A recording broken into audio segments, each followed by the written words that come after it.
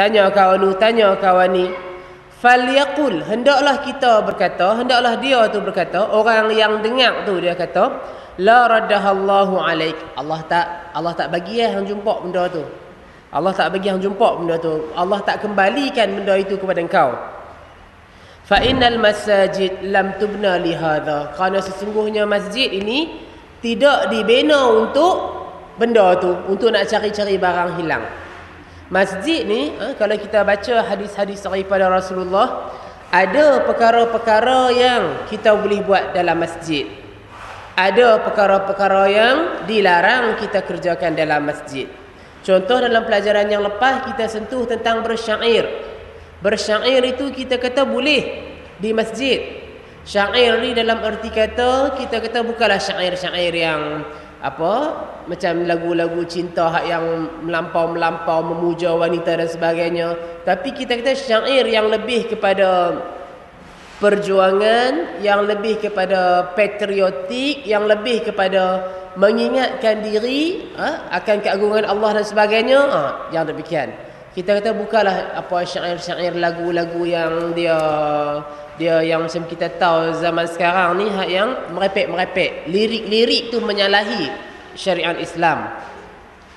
Jadi pada pagi ini satu larangan dalam masjid yang kita tahu, Rasulullah tak bagi cari barang yang hilang tu di masjid. Mana barang kita hilang, duk tanya kawan duk tanya, nampak tak? Nampak tak barang aku duk tahu mana? Handphone aku duk di mana? Jadi bila mana orang yang cari barang hilang tu cari di masjid, kita yang dengar tu, Nabi ajak, kata kat dia, mudah-mudahan Allah tak kembalikan barang itu kepada engkau. Sebabnya kita kata apa? Masjid bukan didirikan untuk nak cari barang yang hilang. Hadis ni diriwayatkan oleh Imam Muslim. Dalam riwayat yang lain, tadi ni Abu Hurairah yang cerita. Yang ni Buraidah pula, seorang sahabat yang lain, dia kata, inna rajulan nashada fil masjid faqal man da'a ilal jamalil ahmar. Jadi ada seorang lelaki ni, dia tanya tentang ternakan dia, binatang dia hilang.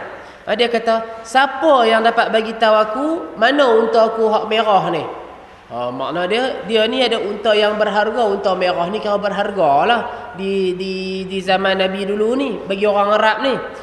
Maka lelaki ni kata, siapa yang boleh habaq kat aku, di mana unta yang merah aku ni? Unta aku ni, mana dia? Duduk tang mana? Maka Nabi kata, la wajadta. Engkau tidak akan mendapatinya. Engkau tak akan jumpa unta merah tu. Innama buniyatil masajid lima buniyat lahu.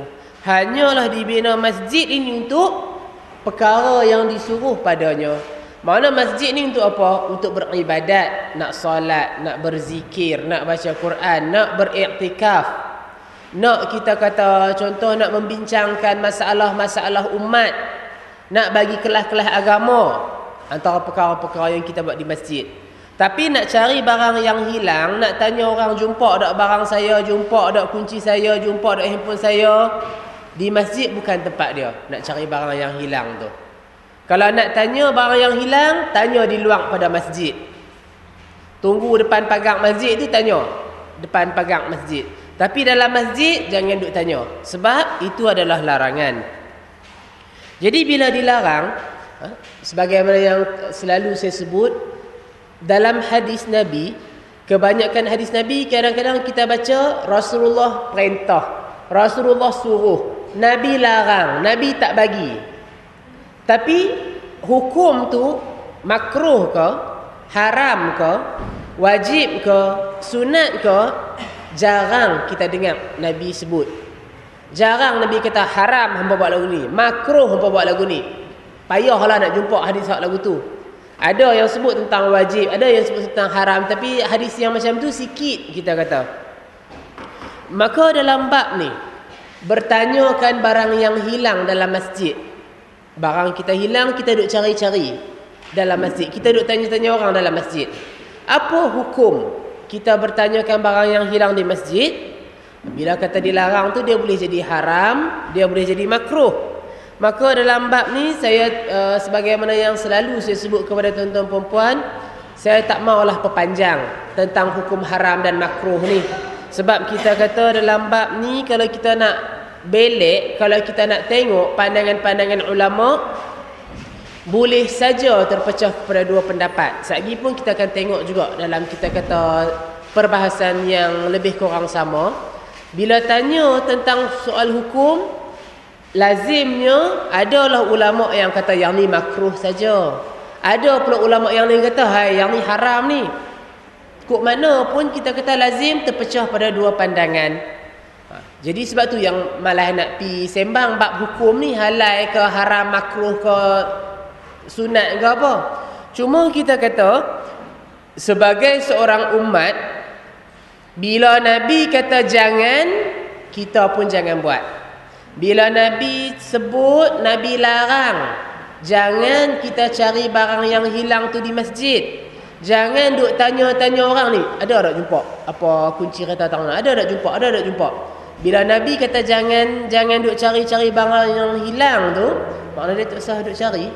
Bila Nabi larang, jangan kita buat benda yang dilarang itu. Selain daripada bertanyakan barang yang hilang ni, dilarang juga kita berjual beli dalam masjid. Nak jual beli, nak berniaga dalam masjid, tak boleh. Yang ni sebagaimana hadis yang ke-268 daripada Abu Hurairah juga cerita ni. Anna Rasulullah qala, bahawa Rasulullah bersabda, "Idza ra'aitum man yabi'u aw yubta'u fil masjid faqulu la arbahallahu tijaratak." Dalam hadis ni Nabi kata, bila kamu melihat orang duk menjual di masjid ataupun orang duk membeli di masjid. Dalam masjid tu kita duk jual minyak atar ke, jual kita kata kayu sugi ke, jual apa-apa benda pun, ataupun orang tu dia membeli apa-apa benda pun, maka Rasulullah sebut faqulu, berkatalah pada dia, habaq dekat kawan tu, la arbahallahu tijaratak, mudah-mudahan Allah tak bagi untung mereka hang ni. Hadis diriwayatkan oleh Imam Nasa'i dan Tirmizi, dan Imam Tirmizi memandang hadis ni hasan. Yang ni pun, yang ni yang mana saya nak sebut ni, apa, bila kita kata tentang hukum tu, Nabi larang berjual beli di dalam masjid. Maka para ulama dalam bab ni dia berbincang, larangan ni larangan haram ke larangan makruh. Maka kalau kita perhati tengok Imam Ahmad, Ishaq bin Rawahih, mereka juga melarang berjual beli dalam masjid. Yang tu kita kata tak apalah, tak ada masalah apa pendapat tu. Dah memang Nabi larang jual beli dalam masjid. Ulama ini pun mengikut sebagaimana yang Rasulullah sebut.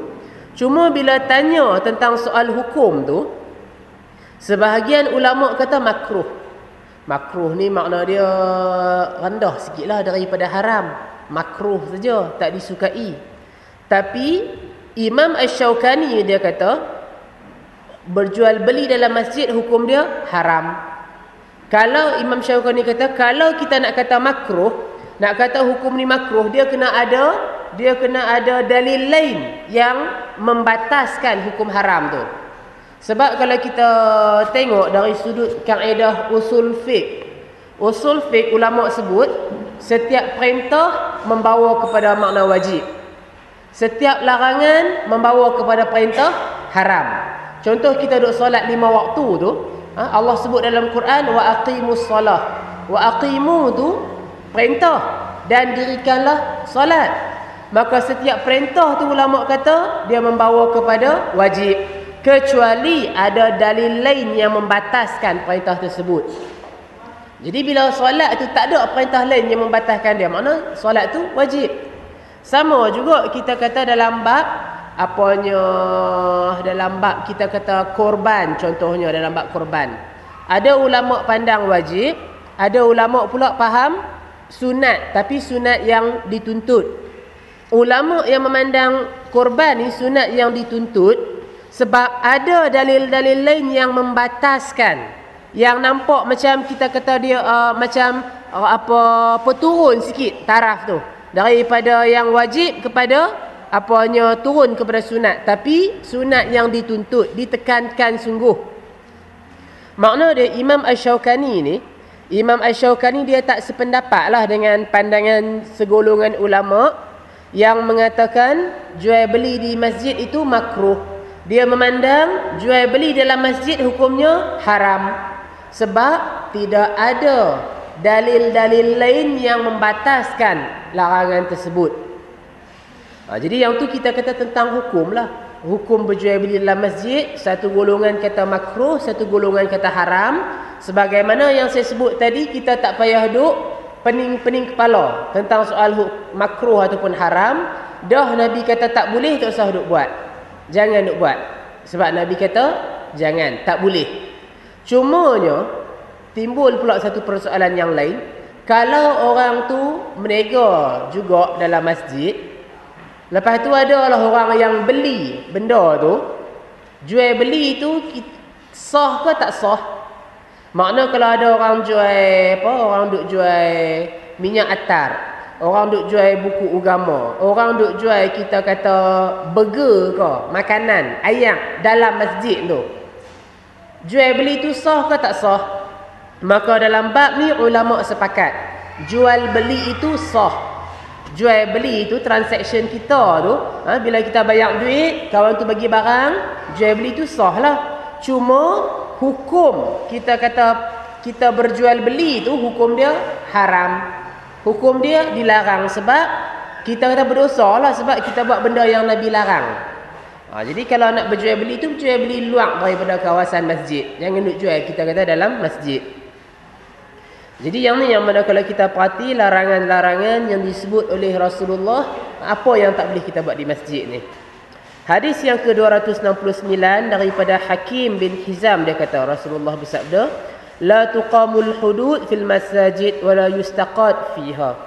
Nabi sebut tidak boleh dijalankan hukum-hukum hudud di masjid dan tidak boleh dituntut bela padanya. Dalam hadis ni maknanya menyebut tentang masjid. Kalau kita nak buat hukum hudud, ada orang berzina, kita tangkap dia bila dia melakukan zina, kita bawa di masjid, jom kita pakat rejam dia di masjid, dalam masjid tu. Ataupun kita kata kawan tu curi, nak kerat tangan dia dalam masjid. Jadi dalam hadis ni kata tak boleh lah. Cuma tinggal lagi hadis ni saya tak bincang secara detail, secara panjang, sebab hadis ni hadis yang dhaif. Bila dhaif tu hadis yang ke-269 ni kita tak boleh nak beramal lagi lah. Sampailah kita jumpa hadis-hadis lain, kot ada yang nak boleh menyokong dia. Tapi untuk setakat pagi ni kita kata riwayat ni riwayat yang dhaif, maka kita tak bincang bab ni. Kita nak kata tak boleh buat hukum hudud di masjid, kita tawakuf dulu. Kita kena diam dulu. Sebab belum lagi dapat pada kita kepastian yang jelas dalam bab ni. Macam mana keadaan dia? Dalam hadis yang ke-270 daripada Aisyah, dia kata, usibu Sa'dun yaumal khandaq fadaraba alaihi Rasulullah khaymatan fil masjid liya'udahu min qarib. Aisyah kata, pada hari perang Khandaq, Sa'ad ni dia luka.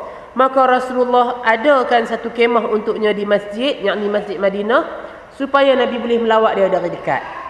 Jadi yang ni cerita dia, antara perkara yang kita boleh buat di masjid tu. Masjid tu kita tahu tempat ibadat, tempat aktiviti, tempat kita kata nak membincangkan masalah-masalah masyarakat.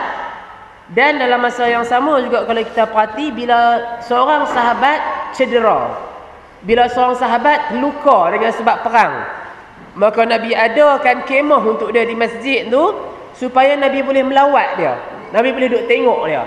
Makna kita kata kalau di masjid tu kita nak buat macam satu bilik, kita nak buat satu bilik, kita kata bilik musafir ke, bilik ataupun kita kata bilik orang sakit, orang tak apa nak sihat ke, untuk dia nak berehat tang tu, makna kita kata boleh. Jadi yang ni yang mana kalau kita perhati antara perkara-perkara yang disebut dalam hadis Rasul, apa yang boleh kita buat. Dalam hadis yang ke-271, hadis ni kita kata panjanglah sikit dia punya penerangan tu.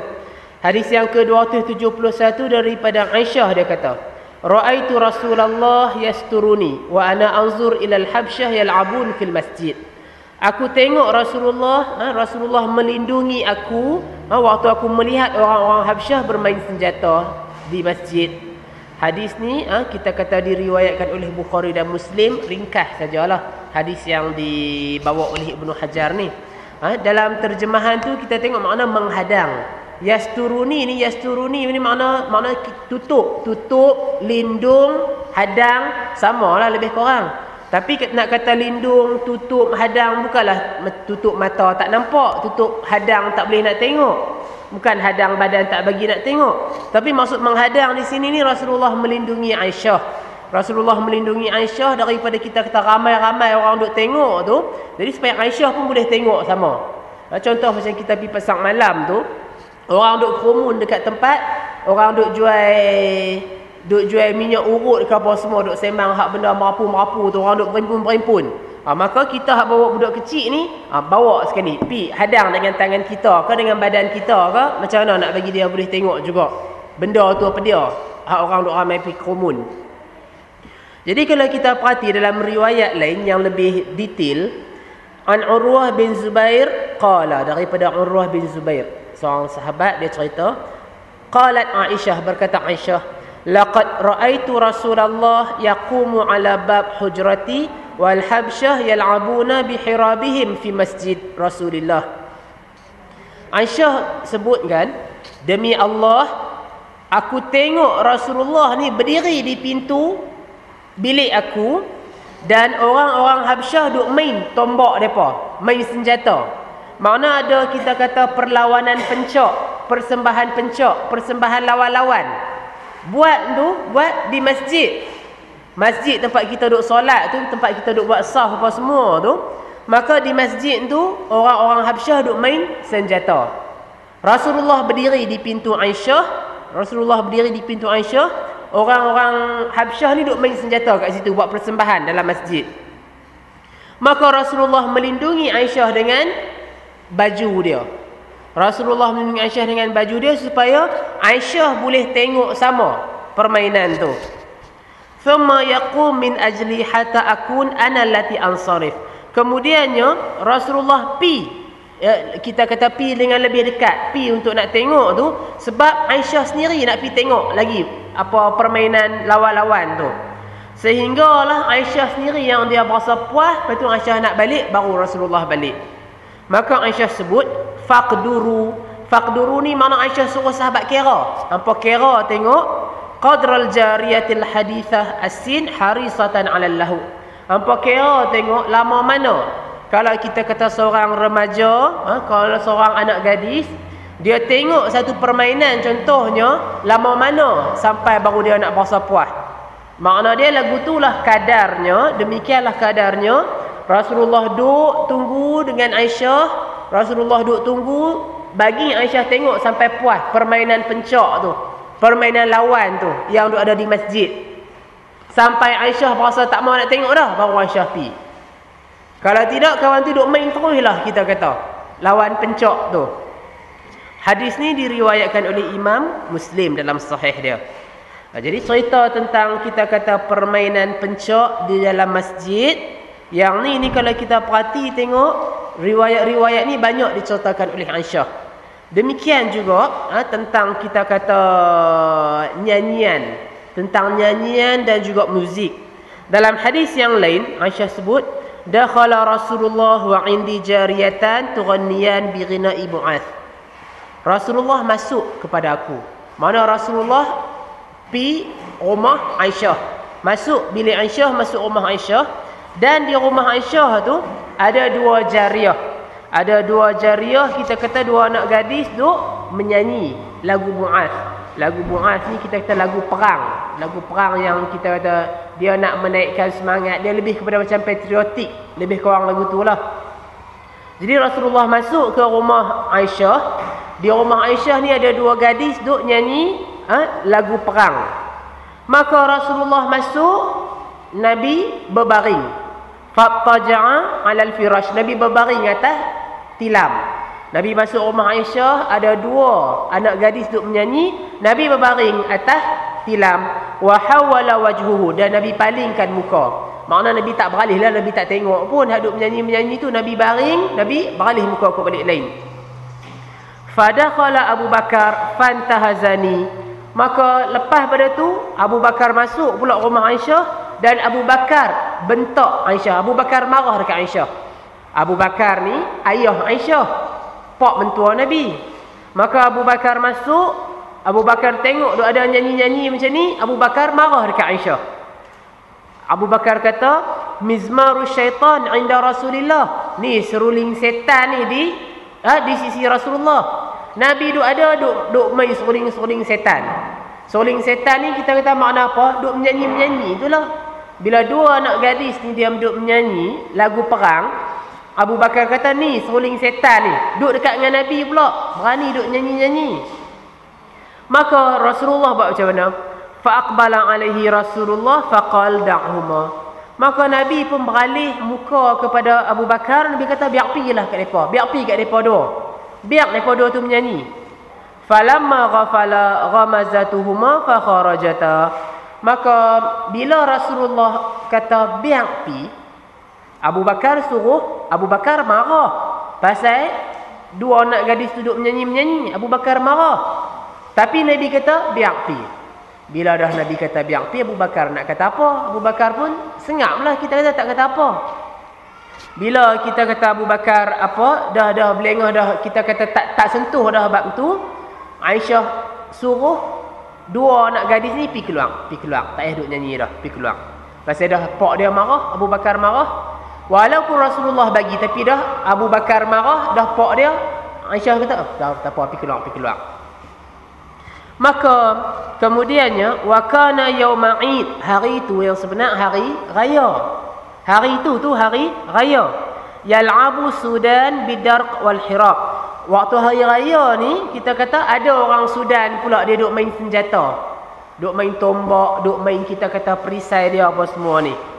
Fa amma sa'altu Rasulullah wa imma qal tashtahin tanzurin. Maka yang ni Aisyah cerita. Aisyah cerita dia confuse sikit. Nabi ke yang tanya dekat dia? Aisyah ke yang minta dekat Nabi ataupun Nabi yang tanya dekat dia? Nak pergi tengok ke orang Sudan tu main apa? Main pedang, main perang, main senjata. Yang ni kita kata Aisyah dia keliru sikit, tak berapa nak teringat. Dia ke yang minta dekat Nabi nak pergi tengok apanya lawan pencak tu ataupun Nabi yang tanya dia? Nak pergi tengok ke lawan pencak tu?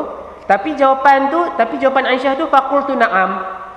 Sama ada Aisyah yang pergi minta ataupun Rasulullah yang tanya, tapi Aisyah kata dia nak pergi main. Dia nak pergi tengok orang lawan pencak ni. Fa aqamani wara'ahu khaddi ala khaddi. Maka Rasulullah pun bawa Aisyah di belakang Nabi. Pipi Aisyah kita kata bersentuh, bertembung dengan pipi Rasulullah. Wa huwa yaqul dunakum ya bani Arqadah.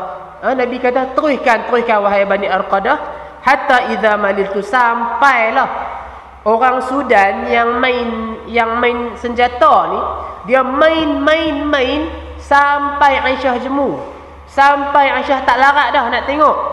Maka Nabi tanya, hasbuki, cukup dah ke tengok ni? Bila Aisyah kata na'am, bila Aisyah kata cukup dah, dia puas dah, tak larat dah nak tengok, maka Nabi kata fadhhabi hapi, pi dah, tak apa dah. Takkan dia dah duk nak buat lawan pencak tu. Maka di sini yang mana kalau kita perhati tengok macam mana sunnah yang ditunjukkan oleh Rasulullah. Pertamanya kita perhati bila dalam bab nyanyian. Dalam bab nyanyian ni Rasulullah masuk dah rumah Aisyah. Memang dua orang anak gadis duduk menyanyi dah lagu perang. Bila Abu Bakar masuk, Abu Bakar marah. Ni apa dia ni, seruling setan ni duk nyanyi-nyanyi. Tapi Rasulullah kata biar pi. Yang ni satu perkara yang mana kalau kita nak perhati tengok, perkara ini berlaku di hari raya. Saya tambah sikit, perkara ni berlaku di hari raya. Maka yang ni yang mana kalau kita nak perhati tengok, kalau nyanyian tu kita kata haram, nyanyian tu kita kata makruh contohnya, takkanlah semata-mata hari raya, pasal hari itu hari raya, yang haram nak jadi halal, yang makruh dia nak jadi sunat ke sebagainya semata-mata hari raya. Kalau atas alasan hari raya, yang haram tu boleh jadi halal, Hari raya bolehlah kita nak jamu arak ke, kita nak jamu babi ke, kita nak duduk suka-suka sama lelaki perempuan ke, bolehlah pasal hari raya. Tapi kalau kita perhati di sini, Rasulullah ni bila Nabi benarkan, bila Nabi benar makna benda tu kita kata tak ada apa. Bukan kita kata semata-mata untuk hari raya, bukan semata-mata untuk apa hari-hari kebesaran apa pun, tapi menunjukkan perkara itu perkara yang dibenarkan. Sebab dalam hadis yang lain kalau kita perhati, Nabi kata, akulah orang yang paling bertakwa, paling takut pada Allah. Kalau benda tu benda yang dilarang, Nabi awal-awal lagi akan menjauh daripada perkara tersebut. Itu daripada hadis-hadis yang lain. Maka yang ni yang mana kita nak tunjuk, kita nak sebut, bahawa dalam bab muzik ni memang kita kata masyarakat, segolongan masyarakat dia sensitif. Ada yang sensitif lebih, ada yang sensitif kurang sikit. Demikian juga kita kata dalam ahli-ahli persatuan al-islah ini, banyak juga yang bila diadakan macam contoh, saya bagi contoh, kita buat demo silat di sini, ada dengan gendang silat dia, ada dengan serunai dia. Ada yang kata kat saya tu, seruling setan ini pemain muzik ni. Cuma kadang-kadang bila perkara itu tak sesuai dengan hati kita, kita duk faham kata haram, kita duk faham kata tak boleh. Pasal dulu-dulu mungkin duk mengaji lagu tu, faham lagu tu. Tapi bila mai keterangan-keterangan hadis yang lain, berjumpa riwayat-riwayat sahih yang lain, kadang-kadang hati kita berat untuk nak terima. Sebab kita duk faham hak tu juga dan kita tak mau nak tukar. Jadi yang ni satu masalah. Bila kita faham sunnah, kita baca hadis, satu bahagian yang kita baca, hadis-hadis yang lain tu kita tak mau nak himpun. Kita tak mau gabung tengok. Yang mana yang dilarang, yang mana yang kita kata mubah, yang boleh. Saya akui memang dalam bab ni kita kata ada pandangan-pandangan ulama. Ada yang kata haram, ada yang kata makruh, ada yang kata boleh bila yang tidak menyalahi syarak. Tapi di sini yang mana untuk kita nak himpun keterangan-keterangan yang tu, semua yang ada, lalu biarlah penilaian kita tu penilaian yang telus, yang seimbang, berdasarkan setiap keterangan-keterangan. Maka di sini kalau kita perhati tengok, nyanyian yang dinyanyikan oleh dua anak gadis ni, dia nyanyian perang. Nyanyian perang ni makna yang bawa kepada semangat kepahlawanan, patriotik. Kita kata bukan lagu-lagu yang nak bagi jadi jahanam. Macam kita kata lagu-lagu baru ni, bawa aku pergi apa semua tu. Lagu Zizan dengan apa dia tu, nak bawa pi lari kat apa? Kat Lombok ke lagu mana. Jadi bukan lagu-lagu yang membawa kepada maksiat-maksiat, tapi lagu yang membawa kepada semangat, jati diri dan sebagainya. Jadi perkara tu bila Abu Bakar larang, Rasulullah kata biar pi. Makna benda tu benda yang boleh. Dan dalam masa yang sama juga kalau kita perhati, macam mana Rasulullah dia mengambil kira keperluan ataupun apa zaman remaja ni. Aisyah ni bila dia menjadi isteri Rasulullah, dia remaja lagi. Walaupun dia isteri Rasulullah, tapi dia tak lepas daripada naluri sebagai remaja. Sama lah macam kita kata anak-anak teratak rahmat ni, kita kata remaja. Bila remaja, otak tu fikir lain lah daripada hak kita yang dah dewasa ni fikir. Kita mungkin fikir mengaji hak nu. Tapi perkara tu kita kata, untuk kita nak sulam kepada anak-anak remaja, bukan boleh pakai otak kita. Sebab tune tu tak sama, skru tu tak sama. Cuma macam mana kita nak bawa dalam erti kata mereka juga memahami agama, tapi dalam bentuk yang berbeza. Kita belajar tauhid, kita bolehlah duduk dengar lagu ni. Tapi macam mana nak tarik anak-anak muda tu untuk dia juga mengaji tauhid, dia juga faham tauhid, mengesahkan Allah, tak boleh duk buat syirik. Tapi cara tu cara yang senang untuk mereka nak dapat, lekat terus dalam diri mereka. Maka yang ni yang kita kata perlu. Maka di sini juga kalau kita perhati macam mana kita kata contoh Rasulullah tu.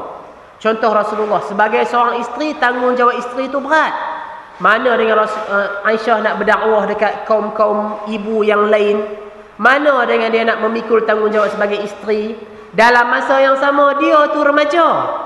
Dia pun perlu kepada permainan, dia pun perlu kepada suka-suka dan sebagainya. Tapi macam mana Rasulullah bawa, kita kata tidak mengabaikan tanggungjawab yang ada, tidaklah kita kata melalaikan daripada agama, tidaklah menyalahi urusan-urusan syarak. Yang mana kalau kita perhati tengok kebijaksanaan Rasulullah dalam mendidik, membimbing dan juga dakwah. Dan dalam hadis yang lain, dalam riwayat Imam Muslim juga disebutkan 2 orang gadis di rumah Aisyah ni menyanyi dan memukul gendang. Makna menyanyi-menyanyi, lepas tu pukul gendang, main alat muzik. Perkara itu kita tahu perkara yang tak ada larangan apa pun. Yang mana kalau kita perhati ada orang kata gitar tu haram lah, apa, trompet ke dan sebagainya.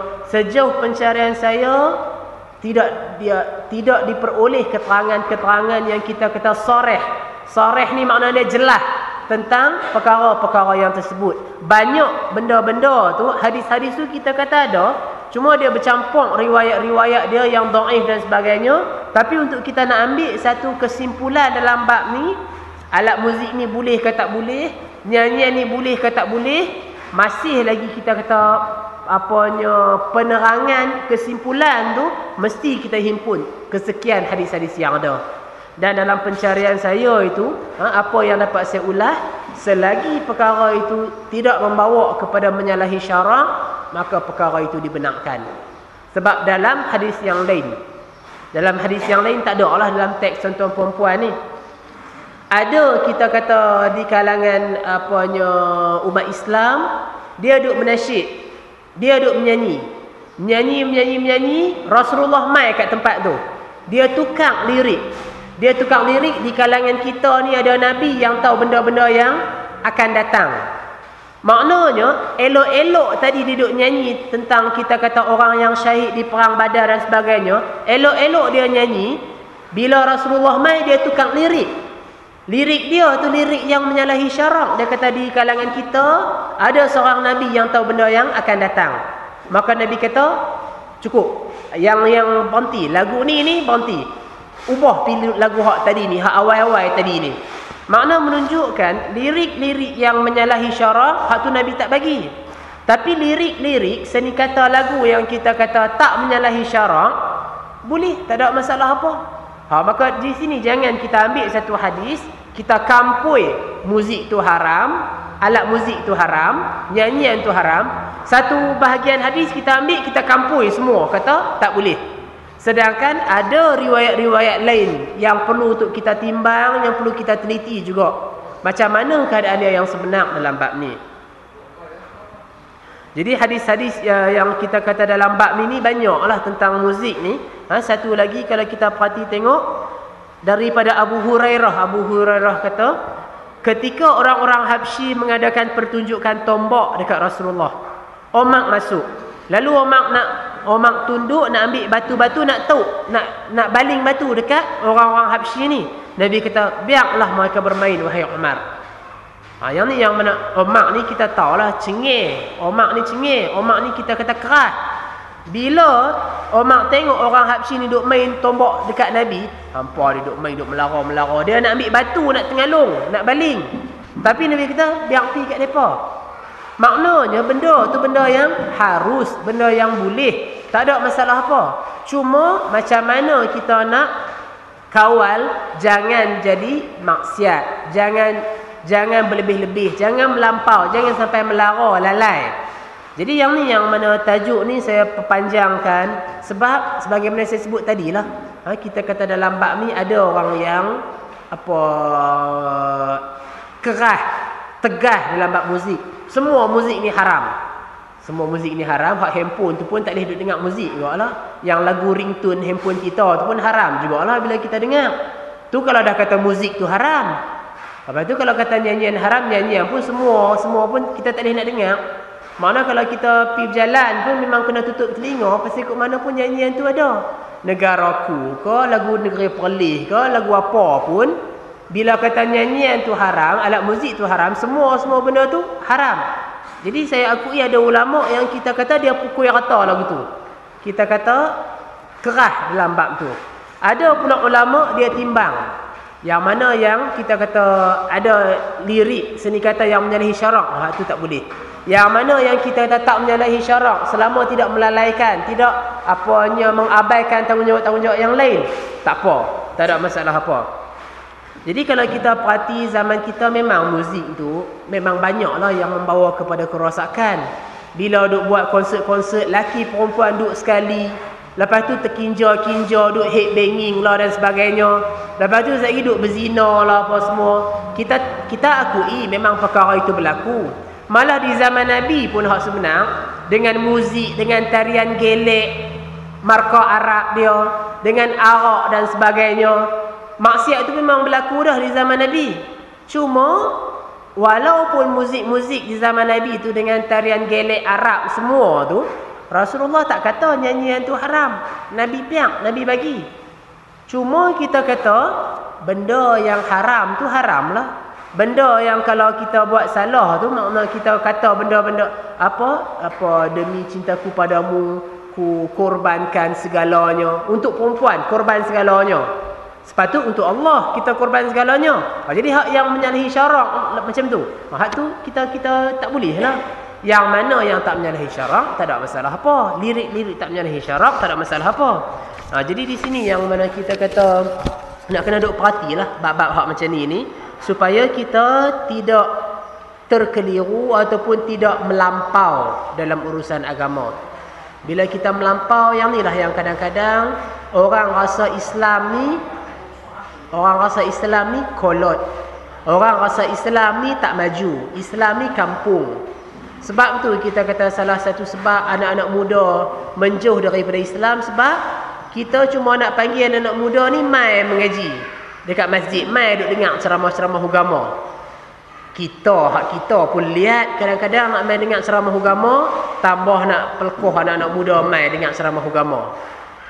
Cuma macam mana cara dia dalam kita nak mendidik, membimbing anak-anak muda tu supaya mereka tetap dekat dengan agama, suka pada agama. Maka cara-cara itulah perlu kepada kebijaksanaan kita dalam nak menarik mereka. Kemudian hadis yang ke-272 daripada Aisyah bahawa seorang hamba perempuan kulit hitam, baginya satu kemah di masjid, dia biasa datang pada saya lalu saya bercakap dengan dia. Yang ini Aisyah cerita tentang kita kata hamba perempuan ni dia ada kemah di masjid, dia rajin duk sembang dengan Aisyah. Nak menunjukkan kata yang ni lah salah satu dia aktiviti masjid tu. Masjid tu kita kata macam tempat one spot center kita kata. Kalau boleh orang semua duk berhimpun kat situ. Buat kita kata aktiviti kemasyarakatan, buat kita kata pentadbiran ke pengajian ke, semua tu kita tertumpu di masjid. Jadi yang tu pun kita kata kita perhati yang ni lah antara sunnah-sunnah yang berlaku di zaman Rasulullah. Mana buat pun amalan-amalan yang dilarang, yang dibenarkan lah. Bukanlah kita buat benda-benda bid'ah, merepek dan sebagainya, tu tak lah. Kemudiannya dalam hadis yang ke-273 Rasulullah sebut berludah di masjid itu satu kesalahan dan denda dia itu tanam. Kita ludah di masjid, kita masuk masjid, lepas tu kita duduk batuk, kok, kita ludah kohak tu dekat kapet masjid. Ludah di masjid tu salah, tak boleh. Denda dia kena tanam. Tu di masjid zaman Nabi lah, ludah di tanah, lepas tu bolehlah kambuh-kambuh. Kita ni kalau ludah di dalam masjid, makna nak kena bagi bersih lah kawasan tu. Buang kohak tu apa semua tu. Tapi kita tak sadut ludah-ludah lah masjid, ludah di tempat lain lah. Contoh kalau lah ada orang duk meludah. Orang duk meludah, kesalahan dia kena apanya calik balik lah. Kita kata basuh balik ke sikit bekas ludah tu. Hadis yang ke-274, bersabda Rasulullah, tidak akan datang kiamat hingga orang bermegah-megah dengan masjid. Hadis ni kita bisa bawa dah dalam pelajaran-pelajaran yang lepas, kita bisa sentuh bahawa yang ni lah tanda-tanda kiamat, hampirnya kiamat. Ni hadis ni Nabi cerita lebih kurang 1400 tahun yang lampau. Di zaman Nabi, masjid tu kita kata buat daripada pelepah-pelepah kurma, batang-batang pokok, simen pun bukan ada, tanah biasa lagu tu lah. kalau hujan dia boleh tirih. Masjid pada masa tu demikian keadaan dia. Maka waktu yang macam tu Rasulullah habaq pada kita, tidak akan datang kiamat hingga orang bermegah-megah dengan masjid. Makna orang bermegah dengan masjid, di mana masjid tu dia dah jadi kemah dah lah. Dah jadi hebat, dah jadi kita kata bangunan yang kita kata nampak agung, nampak hebat dia. Dan perkara itu kita kata memang berlaku lah zaman kita sekarang ni. Yang tu yang kita perhati tengok. Masjid Putrajaya hebat lagu mana? Masjid Putra di Kangak tu hebat terang mana? Masjid Bukhari di Al-Ustaz. Kalau nak lawan kata Masjid Shah Alam semua memang kemah lah. Tapi setiap kali bila main jemaah satu saf pun tak cukup. Sembang kata masjid ni boleh himpun 5,000 satu masa. Berapa. Tapi bila main tiap-tiap salat 5 waktu tu satu jemaah pun kita kata payah. Masjid dengan lampu hak comel, dengan kipas rata-rata. Hak ni yang kita kata dibinanya masjid tu bukan untuk nak mengimarahkan masjid, tapi untuk nak bermegah-megah dengan masjid. Berasa kemah Shah Alam ada masjid yang hebat, berasa kemah dengan hak tu. Tok imam dia pun berasa kemah pasal dia tok imam masjid yang hebat. Kalau tok imam masjid kampung tak berasa hebat sangat. Lazimnya lagu tu lah kita kata. Jadi di sini yang mana kalau kita perhati tengok, bermegah-megah dengan rumah ibadat ni, yang ni yang sebenar kerja orang Yahudi, kerja orang Nasara. Orang Yahudi, orang Nasara bila mana mereka mengubah hukum yang ada dalam kitab Injil, bila mana mereka mengubah hukum yang ada dalam kitab Taurat, mereka antara sikap kerosakan yang mereka lakukan, mereka menghias rumah-rumah ibadat mereka. Gereja tu buat bagi elok-elok, buat bagi lawa-lawa. Yang ni adalah daripada sikap Yahudi dan Nasara. Yang ni lah juga jejak-jejak yang dah kita ikut mereka. Kita duk baca hadis Nabi, kamu akan ikut jejak orang-orang sebelum kamu, selangkah demi selangkah, sahasta demi sahasta. Hak ni yang kita duk ikut ni. Banyak lagi lah yang kita duk ikut. Tapi yang ni kesan dia. Dan yang ni yang kita kata, kalau sampai hari ni pun kita tak mau nak ikut sunnah Rasul, berat kaki kita nak belajar ilmu agama, berat untuk kita nak ikut petunjuk agama, tak tahulah bila lagi kita nak sedang. Sebab zaman Nabi cerita tidak akan datang kiamat sehingga orang bermegah-megah di masjid. Zaman tu mai dah dekat kita. Tinggal lagi kita kata, kalau tak sedang juga lagi, kena tunggu dunia hancur lah baru kita nak yakin kata dunia kiamat kot. Jadi yang ni para hadirin, untuk kita perhatikan tanda-tanda yang Rasulullah sebut ni dah ada. Jadi kita kata tak ada alasan sebenarnya untuk masih kita lalai, untuk masih kita leka. Selagi hayat di kandung badan tu, marilah sama-sama kita menjalankan tanggungjawab sebagai hamba Allah. Kalau tak menikah lagi, tanggungjawab pada diri sendiri, tanggungjawab atas kerja yang kita buat. Kalau dah menikah tu dia campur pula, tanggungjawab pada isteri, tanggungjawab pada anak dan sebagainya. Jadi yang tu kita kata selagi hayat di kandung badan, yang inilah masa dia untuk kita memperbaiki diri. Kemudian hadis yang ke-276, Rasulullah bersabda, ditunjukkan padaku ganjaran-ganjaran umatku hingga sedikit sampah yang dikeluarkan oleh seseorang dari masjid. Yang ni nak cerita tentang setiap amalan kita. Setiap amalan kita bukan free-free. Allah bagi ganjaran dia. Satu amalan yang kadang-kadang kita nampak tak bernilai, ataupun kita berasa rugi bila kita buat, iaitulah mengajak pada yang makruf, mencegah daripada yang mungkar. Nak nasihat orang, nak tegur orang, nak cerita sunnah dekat orang. Kadang-kadang kita berasa rugi pasal apa? Habaq kat dia sampai berbuih mulut dia tak dengar pun. Ajak kat dia sampai berapa kali, 10 kali, 15 kali duk tegur, tak jalan-jalan pun. Kadang-kadang bila kita nasihat orang, kita tegur orang, orang buat tak erti ya, kita rasa putus asa, kita rasa meluat. Kita rasa buat rugi ayat liuk. Hak ni satu ibadat yang kita berasa kita rugi pasal orang tak ikut kita. Tapi sebenarnya dah, setiap yang kita cerita tu, Orang dengar ke orang tak dengar, kita dah ada habuan di sisi Allah. Ni yang saya cerita dekat tuan-tuan perempuan ni. Kalau mai 5 orang pun saya cerita, mai 10 pun saya cerita. Dalam 5 orang, dalam 10 orang, dalam 15 orang yang saya cerita, contohnya semua tak amal ilmu yang saya ajar.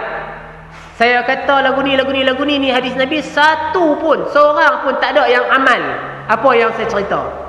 Saya tak rugi apa.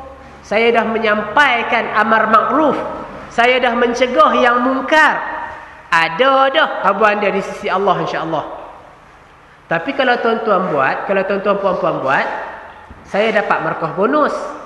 Sebab Nabi kata, man dalla ala khairin ka ajri fa'ilihi. Siapa yang mengajak kepada kebajikan, kebaikan, dia dapat pahala macam orang yang buat. Contohnya kita tahu Persatuan Islah ni kita buat wakaf teratak rahmat. Saya duk cerita di masjid-masjid, kita perlu sumbangan untuk anak-anak yatim, anak-anak miskin.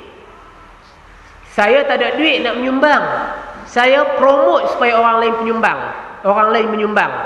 Pakcik ni bagi 100, pakcik ni bagi RM10, pakcik ni bagi RM500. Pakcik yang bagi RM500 dia dapat pahala, kita kata setimpal dengan RM500 dia lah.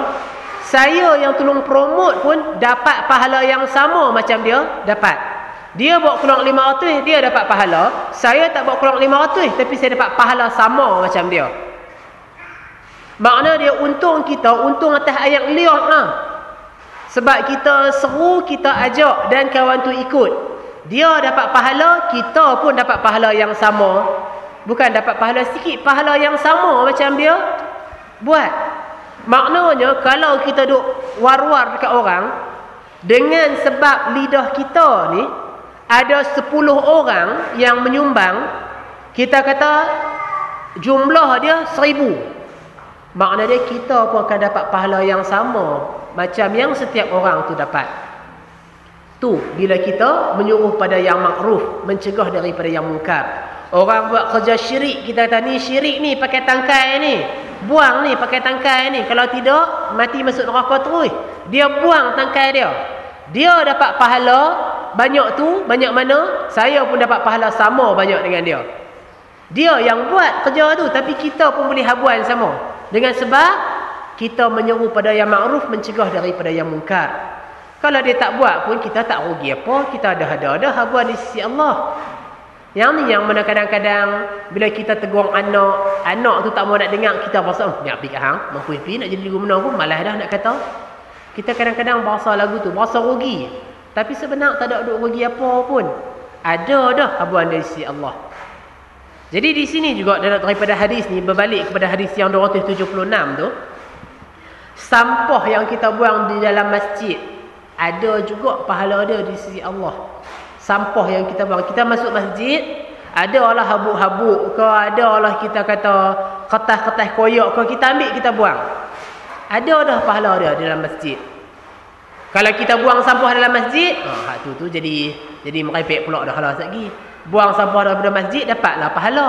Nak buat sampah dalam masjid jadi salah pula lah. Jadi meludah pun kita kata dah jadi satu kesalahan dah. Apatah lagi kita duk tauk-tauk sepah-sepah kat masjid. Dalam hadis yang lain kita tengok Anas bin Malik, dia kata Rasulullah bersabda, diperlihatkan padaku segala pahala yang diperoleh umat aku, hingga pahala yang mereka peroleh dari buang kotoran diri masjid, dan diperlihatkan padaku segala dosa-dosa umatku, maka aku tidak melihat dosa yang paling besar selain dosa melupakan sesuatu surah ayat yang dah dihafal. Makna dia hak ni lah satunya. Kalau kita hafal Quran, kena duk ulang-ulang lah, jangan duk meralik, jangan duk bagi lupa. Kalau lupa tu hak tu lah kita tengok, kita kata dosa tu, dosa yang besar, maksud dosa yang besar, melupakan surah ataupun ayat yang dihafal.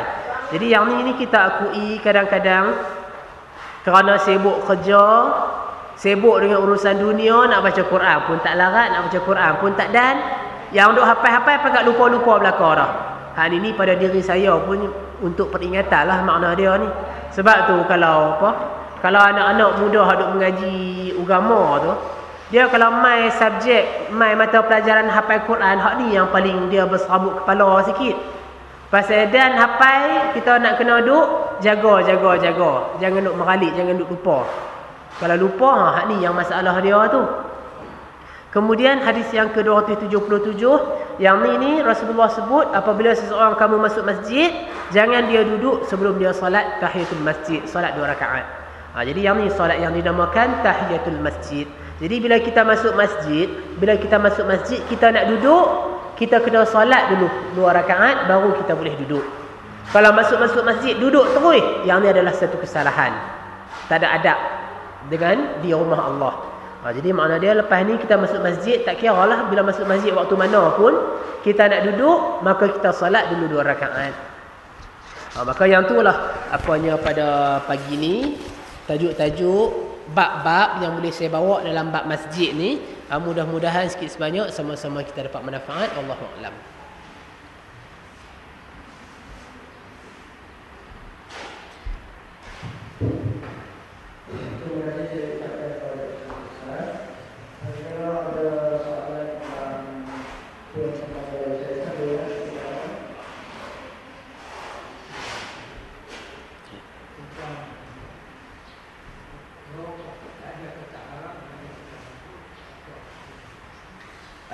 Tentang rokok, ada ulama kata haram, ada ulama kata makruh. Sejauh yang saya duk cari keterangan-keterangan dalam hadis tu, saya tak nampaklah larangan yang mengharamkan. Sebab kita kata golongan ulama yang sebut rokok tu haram, dia ambil atas dasar wala tulqu bi aidikum ila tahlukah tu. Ayat tu cerita tentang bakhil, cerita tentang kikir. Maka kita nak pakai pun pakai kepada bakhil, pakai kepada kikir lah. Maka kalau kita kata rokok tu membahayakan, pasal membahayakan kesihatan dan sebagainya, yang ni dari sudut pengamalan saya, penelitian saya, dia lebih kepada propaganda orang putih lah sebenarnya. Dia lebih kepada propaganda orang putih. Pasal kalau nak ikut asap rokok tu dengan kita kata asap lori ke asap bas ke, hak tu lah yang lagi bahaya. Jadi sains tidak dapat untuk nak mengharamkan hukum-hukum agama ataupun menghalalkan. Jadi apa yang haram, apa yang halal, saya lebih berpegang pada apa yang Quran kata haram, hadis Nabi kata haram.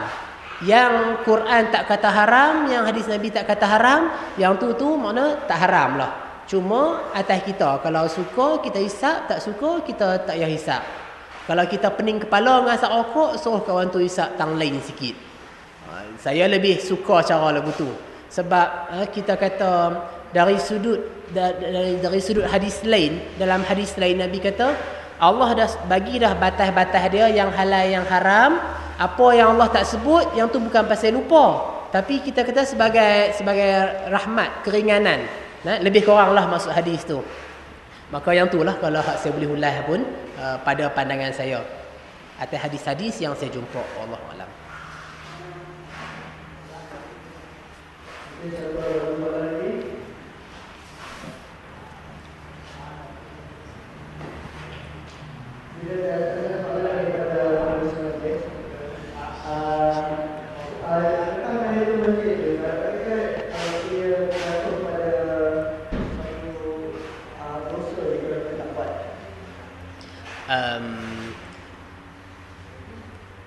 Solat sunat tahiyatul masjid. Bab dosa ke tak dosa, tak mau nak cakap tu. Tak payah cakap pasal benda ni tak tahu. Dia senang kata Rasulullah suruh buat, kalau tak buat makna kita tidak menepati sunnah Nabi. Sebab kita kata perbuatan tu kalau dari satu sudut ulama pandang dia sunat, tapi sunat yang dituntut. Kalau solat wajib, solat fardu kita tak buat, kita berdosa lah. Pasal dia solat fardu, solat wajib. Yang kata solat sunat, yang kata solat sunat tak buat pun tak apa. Cuma yang ni solat sunat yang dituntut. Sampai kalau orang tu mai hari Jumaat tu, dia duduk terus, dia tak solat sunat 2 rakaat. Nabi suruh dia solat dulu. Mana menunjukkan kata dituntut. Tapi kalau kawan tu tak buat juga, satunya memanglah dia tidak menepati sunnah Rasul. Tapi kalau tanya tentang bab dosa ni, tak tahu. Pasal tak tahu, tak nampak dosa pun. Wallahu a'lam.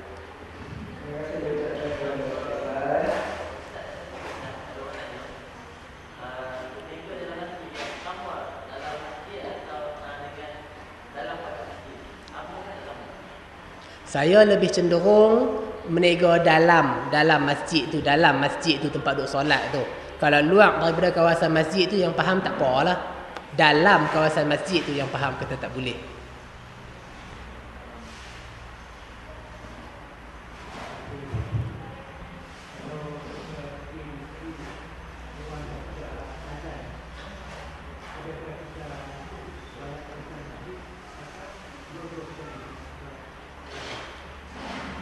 Kalau kita dah masuk dalam masjid, betul orang dah azan dah. Jadi makna dia apa, kalau dah dia memang dah masuk jemaah, kita jemaah teruslah. Tapi kalau dia azan adalah perenggan 5 minit ke apa lagu tu terus dia nak qamat. Jadi hak tu bila kita solat 2 rakaat, kalaulah kata yang tu solat sunat qabliyah ataupun kita kata kita pergi waktu subuh, kita buat solat sunat fajar. Solat sunat fajar tu dia dah kampuh sekali dengan solat tahiyatul masjid. Bukanlah makna dua niat sekali dah. Tapi bila kita solat 2 rakaat solat sunat fajar tu, masa cara tak langsung kita kata dia dah boleh dah untuk kita nak duduk. Pasal dalam hadis kata solat sunat 2 rakaat Nabi tak bagi nama pun tahiyatul masjid. Jadi dia dah jadi dah lah tu.